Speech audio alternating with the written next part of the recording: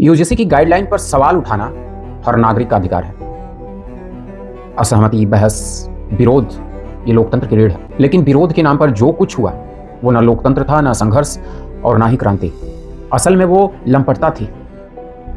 वो नग्न मानसिकता का सार्वजनिक प्रदर्शन था। जिन लोगों को हिंदुत्व शब्द से ही जलन होने लगती है, जिन नेताओं के लिए आस्था शब्द मजाक होती थी और राष्ट्रबोध अपराध, आप उन्हीं के साथ खड़े होकर के प्रधानमंत्री की जाति उछालने में लगे हुए थे। नीच कह के तालियां बजी थी।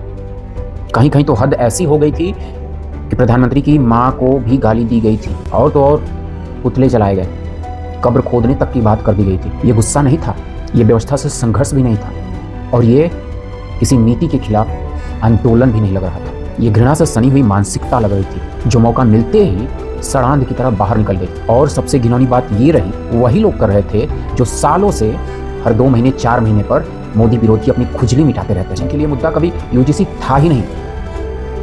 मुद्दा था मोदी विरोध।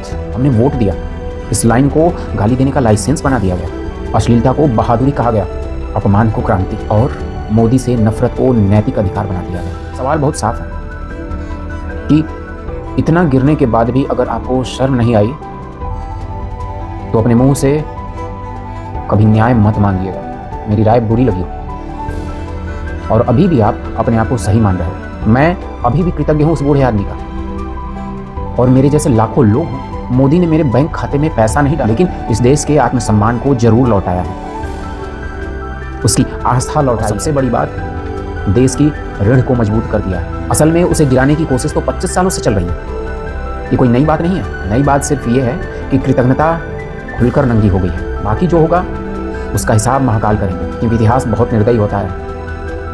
और एक बड़ी बात, इतिहास की याददाश्त कमजोर नहीं होती। एक बात और बताना चाहूँगा, मैं भी सवर्ण हूँ। और इसी के साथ आज की बात खत्म कर रहा हूँ। नमस्कार।